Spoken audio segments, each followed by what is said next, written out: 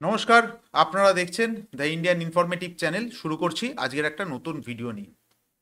ইতিমধ্যেই আপনারা শুনেছেন যে 9 তারিখ অর্থাৎ 9 ডিসেম্বর ভারতীয় নৌবাহিনীর হাতে রাশিয়া তুলে দিয়েছে আইএনএস তুশিলকে, এবং সেই সেরিমনিতে ভারতীয় প্রতিরক্ষা মন্ত্রী শ্রী রাজনাথ সিং সেখানে উপস্থিত ছিলেন। এবং এই যুদ্ধের জাহাজ সম্পর্কে কিছু অজানা তথ্য, সেটা ভারতীয় নৌবাহিনীর যে এই যুদ্ধের জাহাজটি অন্তর্ভুক্ত হচ্ছে সেটি যে অজানা তথ্য সেটি আজ এই ভিডিওর মাধ্যমে আপনাদের সামনে তুলে ধরবো। তো ভিডিওটি শেষ পর্যন্ত দেখুন। ভিডিওটি যদি ভালো লাগে তাহলে অবশ্যই লাইক করবেন এবং আমাদের চ্যানেলটিকে সাবস্ক্রাইব করবেন। আপনারা জানেন যে এই মুহূর্তে ভারতের নৌবাহিনীর এবং নৌবহরের যে বৃদ্ধি সেটা কিন্তু উত্তরোত্তর বৃদ্ধি পাবে আগামী দিনে, এবং ভারতীয় নৌবাহিনীর শক্তি যদি বৃদ্ধি না হয় তবে দক্ষিণ পূর্ব এশিয়ায় বিশেষ করে ভারত মহাসাগরে কিন্তু একটা বড় রকমের যে কোনো মুহূর্তে যুদ্ধের পরিস্থিতি বা যুদ্ধের বাতাবরণ সৃষ্টি হতে পারে। এবং শুধু তাই নয়, ভারতীয় নৌবাহিনীর যদি শক্তি বৃদ্ধি হয় তবে ভারত কিন্তু পুরো দক্ষিণ পূর্ব এশিয়ায় শুধুমাত্র ভারত মহাসাগর নয়, একেবারে দক্ষিণ চীন সাগরও পর্যন্ত ভারতীয় নৌবাহিনীর যে ভারতীয় নৌবাহিনীর যে পেট্রোলিং সেটা কিন্তু বহুলাংশে বৃদ্ধি পাবে। এই জন্যেই ভারতীয় নৌবাহিনীর শক্তি বৃদ্ধিটা এই মুহূর্তে সব থেকে বেশি জরুরি। এখন প্রশ্ন হচ্ছে এই আইএনএস তুশিল, যেটা কিনা রাশিয়া থেকে আমরা নিয়ে আসছি, আর কিছুদিনের মধ্যেই এই ক্লাসেরই আরেকটি শিপ, সেটি হচ্ছে আইএনএস তামালা, সেটি কিন্তু এই সামনের বছর মার্চ কিংবা এপ্রিলে রাশিয়ান কর্তৃপক্ষ ভারতীয় নৌবাহিনীর হাতে তুলে দেবে। এখন প্রশ্ন হচ্ছে এই যে গিগ্রোভিচ ক্লাসের যে ফ্রিগেট, যেটা প্রজেক্ট 11.35, এই যে যুদ্ধের জাহাজটি ভারতীয় নৌবাহিনীর কাছে কিন্তু অলরেডি ছটি রয়েছে। আর এই বিষয়ে যে মজার ইন্টারেস্টিং ব্যাপারটি হলো, এই যুদ্ধের জাহাজটা কেন ইম্পর্টেন্ট ভারতীয় নৌবাহিনীর কাছে, বা এই যুদ্ধের জাহাজে এমন কি জিনিস আছে যেটা কিনা ভারতীয় নৌবাহিনীর কাছে এটা খুব গুরুত্বপূর্ণ হয়ে উঠছে।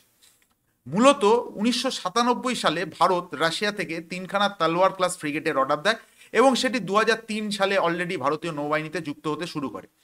এই যুদ্ধের জাহাজটি রাশিয়ান কর্তৃপক্ষ নিজের মতন করে তৈরি করলেও পরবর্তী ক্ষেত্রে রাশিয়া এই যে স্টেল ফিচার্সের যে যুদ্ধের জাহাজ, সেটি কার্যত রাশিয়ান নৌবাহিনী এই যুদ্ধের জাহাজটিকে নিতে তারা অস্বীকার করে, এবং তারপরেই সেটি ভারতকে অর্ডার দেওয়া হয় এবং ভারতকে অফার করা হয়।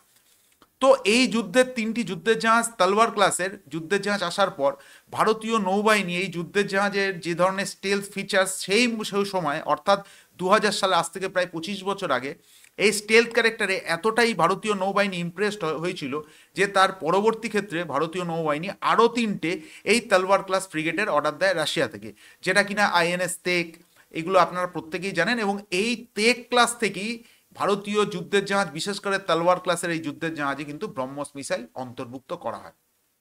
এখন যে টুইস্টটা দেখা যায় যে ভারতীয় নৌবাহিনী, যেটা রাশিয়ান নৌবাহিনীর জন্য তৈরি করার কথা কালিনগ্রাড শিপইয়ার্ড তৈরি করেছিল, যেটিকে কিনা রাশিয়ান নৌবাহিনী কার্যত নিতে অস্বীকার করে, সেই যুদ্ধের জাহাজটি রাশিয়ান কর্তৃপক্ষ বা রাশিয়ান ডিফেন্স মিনিস্টার, বিশেষ করে রাশিয়ান নৌবাহিনী একটা জিনিস বুঝতে পারে যে ভারতের যে এই যে তলোয়ার ক্লাস যে যুদ্ধের স্টিল ফ্রিগেটটি ভারত নিয়েছে, সেই স্টিল ফ্রিগেটে সত্যি কথা বলতে একটা অত্যাধুনিক ফিচার্স এই স্টিল ফ্রিগেটে রয়েছে, যেটা কিনা রাশিয়ান কর্তৃপক্ষ পরে রিয়েলাইজ করে তারা ভুলটা বুঝতে পারে, এবং রাশিয়া কার্যত আরও 6খানা নতুন স্টেলথ ফ্রিগেটের অর্ডার দেয়, যেটা কিনা এই ভারতের তলোয়ার ক্লাস স্টেলথ ফ্রিগেটের মতন তৈরি হবে।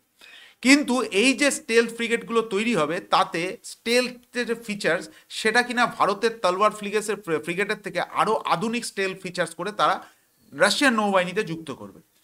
এখন ঘটনা হচ্ছে, এই যুদ্ধের জাহাজটা তৈরি হওয়ার পর 2টো শিপ অলরেডি রাশিয়ান কর্তৃপক্ষ রাশিয়ান নেভিতে অলরেডি ইন্ডাক্ট করে ফেলে, এবং তার নাম দেওয়া হয় গ্রিগোভিচ ক্লাস ফ্রিগেট। কিন্তু 2014 সালে রাশিয়া কিন্তু যখন ক্রাইমিয়া আক্রমণ করে, এখানে যে টুইস্টটা রয়েছে, এই যুদ্ধের জাহাজটা রাশিয়া তৈরি করলেও এই যুদ্ধের জাহাজের ইঞ্জিন কিন্তু আসে ইউক্রেন থেকে। তো 2014 সালে রাশিয়া ক্রাইমিয়া দখল করার সাথে সাথে ইউক্রেন রাশিয়াকে এই যুদ্ধের জাহাজের ইঞ্জিন দিতে অস্বীকার করে ফেলে। ফলে বাকি যে যুদ্ধের জাহাজগুলো যেগুলো কালিনগ্রাড শিপইয়ার্ডে তৈরি হচ্ছিল, সেগুলো কার্যত হাল স্ট্রাকচার তৈরি হয়ে সেগুলো শিপইয়ার্ডেই পড়েছিল। তো সেই সময় রাশিয়ান কর্তৃপক্ষ ভারতীয় নৌবাহিনীকে অফার করে যে এই যুদ্ধের জাহাজটা যেহেতু আমরা ইঞ্জিন এই মুহূর্তে ইউক্রেনের থেকে পাচ্ছি না, আপনারা যদি মনে করেন তাহলে এই যুদ্ধের জাহাজ আপনারা নিতে পারেন, কিন্তু ইউক্রেনকে আপনাদের রাজি করাতে হবে এই ইঞ্জিনটা যেন সাপ্লাই করে। পরবর্তী ক্ষেত্রে ভারতীয় নৌবাহিনীর তরফ থেকে ভারতীয় বিদেশ মন্ত্রককে অনুরোধ করা হয় এবং এই বিদেশ মন্ত্রকে অনুরোধ করার সাথে সাথে ইউক্রেন কর্তৃপক্ষ ভারতীয় কর্তৃপক্ষকে জানায় যে আমরা যদি ভারত এই যুদ্ধের জাহাজ রাশিয়া থেকে নেয় তবে আমরা এই যুদ্ধের জাহাজের ইঞ্জিন সরবরাহ করতে রাজি আছি। এখন প্রশ্নটা হচ্ছে, দেখুন কোনো দেশকে যে কোনো যুদ্ধাস্ত্র যদি বিক্রি করে তবে সেই যুদ্ধাস্ত্র বিশেষে জাহাজ হোক মিসাইল হোক যে কোনো জিনিস হোক না কেন তার কোয়ালিটি সেই দেশ যে ধরনের কোয়ালিটি ব্যবহার করে তার থেকে তুলনামূলকভাবে একটু ইনফিরিয়ার কোয়ালিটির হয়। কিন্তু এক্ষেত্রে রাশিয়ান কর্তৃপক্ষ এই যুদ্ধের জাহাজগুলো কিন্তু তাদের নিজের মতন করে তৈরি করছিল, অর্থাৎ রাশিয়ান নৌবাহিনী যে আধুনিক নৌবাহিনী বলা হয় তারা তাদের নিজের জন্য তৈরি করছিল, কিন্তু বাদ সাধলো কিন্তু এর ইঞ্জিন, যেটা কিনা রাশিয়া ইউক্রেনের থেকে নিতে চলেছিল, যেটা ইউক্রেন রাশিয়াকে দেওয়া কার্যত বন্ধ করে দেয়।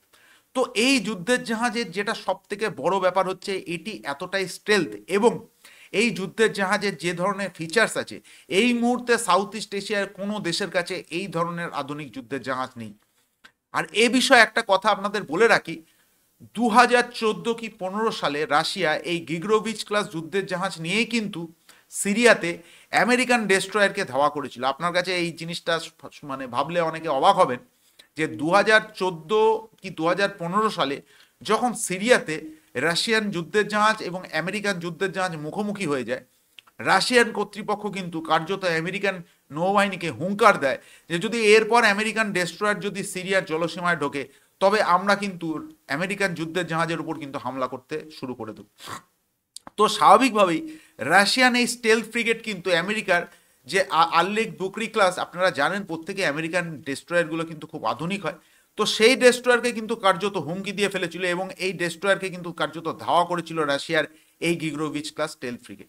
এখন এই যুদ্ধের জাহাজ যদি ভারতীয় নৌবাহিনীতে যুক্ত হয় অবশ্যই ভারতীয় নৌবাহিনীর একটা ক্ষমতা তো বাড়বে এবং সব থেকে বড় কথা এই যে চুক্তিটা ভারত সরকার রাশিয়ান কর্তৃপক্ষের কাছে করে তাতে একটা ক্লজ কিন্তু ভারত সরকার যে রাশিয়ার থেকে আদায় করে নেয়, সেটি হচ্ছে রাশিয়ান এই ধরনের যুদ্ধের জাহাজ তৈরি করার যে টেকনোলজি সেই টেকনোলজি কিন্তু পুরোপুরি 100% ভারতকে ট্রান্সফার করতে হবে। সেই লক্ষ্যমাত্রাতেই ভারতীয় নৌবাহিনী কিন্তু দুটি যুদ্ধের জাহাজ কেনে আর বাকি দুটি যুদ্ধের জাহাজ কিন্তু আমাদের গোয়া শিপইয়ার্ডে তৈরি হবে। অলরেডি তার স্ট্রাকচার অলরেডি তৈরি হয়ে গেছে এবং এই যে গোয়া শিপইয়ার্ডে রাশিয়ান যে কালিনগ্রাড শিপইয়ার্ড তারা গোয়া শিপইয়ার্ডকে 100% টেকনোলজি ট্রান্সফার করেছে। অতএব গোয়া শিপইয়ার্ডও কিন্তু এখন অত্যাধুনিক স্টেলথ ফ্রিগেট তৈরি করার জন্য তাদের যে পরিকাঠামো সেই পরিকাঠামো কিন্তু পুরোপুরি তৈরি হয়ে গেছে। তবে এখানেই কিন্তু শেষ নয়, এবছর ভারতীয় নৌবাহিনীতে কিন্তু আরও দুটি যুদ্ধের জাহাজ আসতে চলেছে এবং যে যুদ্ধের জাহাজটির কথা বলছি সেটি হচ্ছে আইএনএস নীলগিরি, যেটা নীলগিরি ক্লাস স্টেলথ ফ্রিগেট। এই যুদ্ধের জাহাজটা বলা হচ্ছে যে বিশ্বের সব থেকে আধুনিক স্টেলথ ফ্রিগেট তৈরি করতে চলেছে ভারতীয় নৌবাহিনী, তৈরি করতে চলেছে বলা ভুল, আর কিছুদিনের মধ্যেই সেটি ভারতীয় নৌবাহিনীতে অন্তর্ভুক্ত হবে। এখন আমি প্রথমেই বলেছি যে ভারতীয় নৌবাহিনীর শক্তি যত বৃদ্ধি হবে তত দক্ষিণ পূর্ব এশিয়া এবং ভারত মহাসাগরে ভারতের যে যে শক্তি সেই শক্তি ভারত কিন্তু দাদাগিরির পর্যায়ে কার্যত পৌঁছে যাবে। তো আজকের ভিডিওটা এখানেই শেষ করলাম। ভিডিওটি কেমন লাগলো অবশ্যই আপনারা কমেন্টস করে জানাবেন। ভিডিওটি শেষ পর্যন্ত দেখার জন্য ধন্যবাদ। জয় হিন্দ।